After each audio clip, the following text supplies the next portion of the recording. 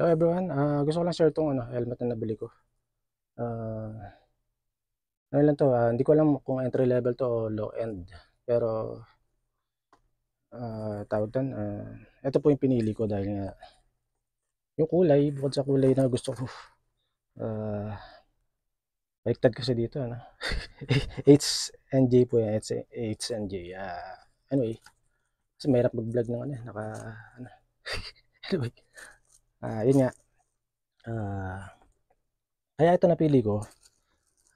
Nasa around 1.3 to, hindi ko maalala kung kabibili lang yun, nakalimutan ko agad. Hindi ko maalala ko yung exact price niya na basta nasa around 1.3 siya.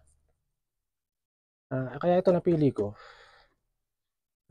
modular siya, copy ng modular. Ayan, yung naangat ko ganyan. Teka, ayan na natin tanggalin ko na tong balot, no? Nagre-record ba talaga tayo? Ayan, nagre-record naman talaga tayo. So, tatanggalin ko na to. Ayan. Malambot lang din pala to. Ayan. Bukod din sa modular siya, meron siyang meron na rin siyang dual visor siya eh. Meron siyang ito, 'di ba? Tanggalin na rin natin yung cover nito.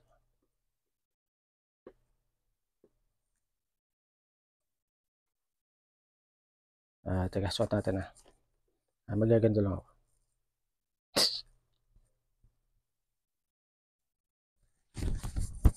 Matawag dito. Basta yun yan. Yan, suot natin. Although, teka, meron ko pala siyang ganito. Tanggalin ko ba muna to? Teka, tanggalin ko na to. Kaya natin basahin yan.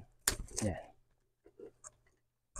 Ang ano niya po ay hindi siya yung gaya ng mamaya papakita ko sa inyo yung comparison natin sa ibang yung dati kong helmet.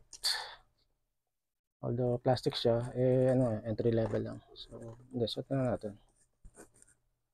Malagay dyan.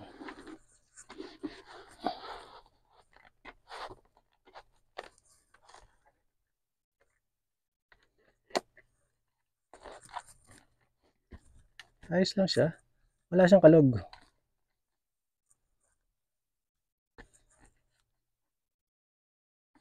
Hello, naririnig naman ako dyan. Ayan. Nasabihan ko na. Kinakapak pa yung yan. Tapos yan. Ang switch niya nandito. So, pagka tawag doon, maaraw, so pwede nyo gamitin yan.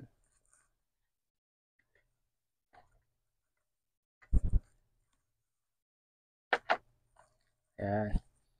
Ito ang pinaka ko dito eh. Ayan. Ito. Yan ang pinaka gusto kong dito eh. Ang tawag doon.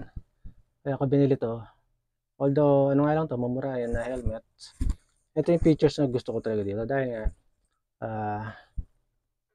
ayan. Kasi, normally, yung sa helmet na walang ganito, igaganon ko pa yan. Gaganon ko lang siya. Actually, yung ginagamit ko kasi ito. Ano to, 2002 pa to. 2002. HJC na original to na repaint na, pero original to 2002 ko pa nabili to. So, ganyan ginagawa ko dyan. Maluwag na siya. Paabang nagdadrive ko na ganun, biglang bumaba. Bigla siya bumaba na ganun. Then, hindi ako nakakita. Kumbaga, yung seconds na yun, maaari kang mabangga sa ganung situation. So, iba pa rin yung ganito na nakaganyan siya. Gaganon mo na lang siya. Hindi na babaksak yung ito. Hanggang bago pa siya, syempre, hindi pa siya kakalog na ganyan. So, ayan. Itataas mo na lang siya na gano'n. Or, tapos pag bababa na siya. Ganyan. Kasi nga ito nga, ito, pakita na natin ito. Okay, nakaganyan ako. Nagdadrive ako.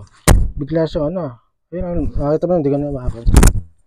Magalaw lang na gano'n, nagdadrive ka, biglang gumanon. Yung seconds na yun, maaaring nakabundol ka na o nabundol ka dahil sa seconds na hindi ka nakapokus sa daan. Saka point ko dito, matagal na rin naman to 2002 pa to. Saka yung lens nito, makikita nyo, puro gas-gas na to eh. Alam niyo naman pag puro gas-gas, lalo na pagkagabi. pagkagabihan, napakadelikado nandito.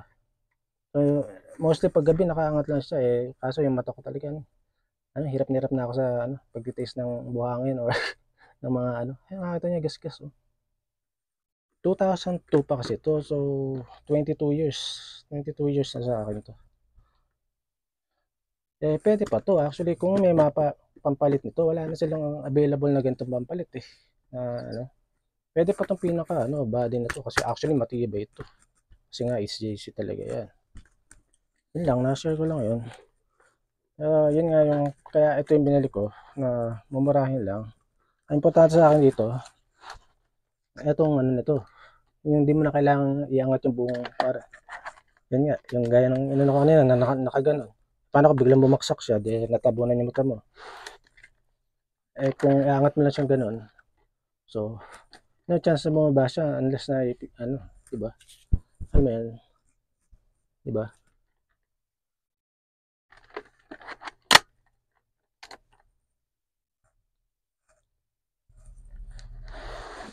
Yung fit niya, medium eh. Sakto lang sakto. Yung higpit niya talaga, mas maganda may higpit talaga. May higpit naman siya, hindi siya maluwag. Kasi kung maluwag siya, eh, yun ang hirap. Kung entry level or mumurahing helmet, tapos maluwag pa. Mas delikado kasi yun. So, at least man lang masikip. Ito, masikip-sikip sa akin. Okay naman. Wala, na-share ko lang to. So,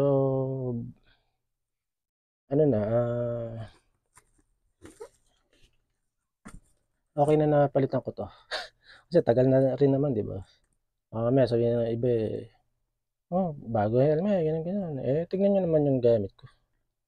Kung gaano katagal na to, 2002 nga sabi ko, di ba? Anyway, ang isa pang pinagkaiba nila ay yung laki. Mas malaki yung HJC. Ako kung makapansin dito. Di ba? Mas malaki. Mas maliit lang yung Yung gaan naman, yung bigat, actually mas mabigat nung nung konti lang, hindi naman sila ganun ka yung difference. Anyway, ang kasama niya ito. Nung HNJ manual. Manual ba to? Oo, manual. Kasi baliktad nyo lang siya makabasa. So, ayan. So, ayan na. Meron na akong pang biyahe na magiging komportable na naman ako. Hindi na yung laging maanimot ako sa Buhangin or Ba't hindi daw ako mag-sunglass? Ang hirap magsalamin ng may helmet. Suot mo to, tapos kakabit mo. Pag nagkamali ka, tinanggal mo yung helmet, sunglass ka, naipit yung tenga mo. Sakit yun. Eh dito pwede kang dahil nga iaangat mo na lang to eh. Pwede kang mag-sunglass, tapos saka may iba Pero hindi, for me, feeling ko hindi ko na kailangan muna mag-sunglass kasi nga may visor pa siya isa eh. Diba? Yun yung pinaka mo sa araw. Diba? Naging practical. Siyempre, actually sa bundulan, wag naman sana, wala naman sana ma-accident. Wag naman sana ako ma-accident, wag naman. Kasi talagang entry level lang to. Ang habi ko lang dito, komportable isuot. Yun. Magagamit sa trabaho, sa pagde-deliver. Yan, may ganyan. Kasi ibang may ganyan, nasa kulang 2K na, pataas eh. Ito, at least mga 1.3 yata bili ko, 1.4. Hindi na maalala, makakalimutin ako. Yun lang, na-share ko lang to. Sana magustuhan nyo yung mga vlog ko. Sana sumuporta naman po kayo. Baka balang araw tayo rin magtulungan. Anyway, thanks for watching. Sana mag-subscribe po kayo. Sana hit nyo yung notification bell and please like and please share. Thank you for sharing. Hindi po pala nag-share. Sige pa, bye. Thanks for watching.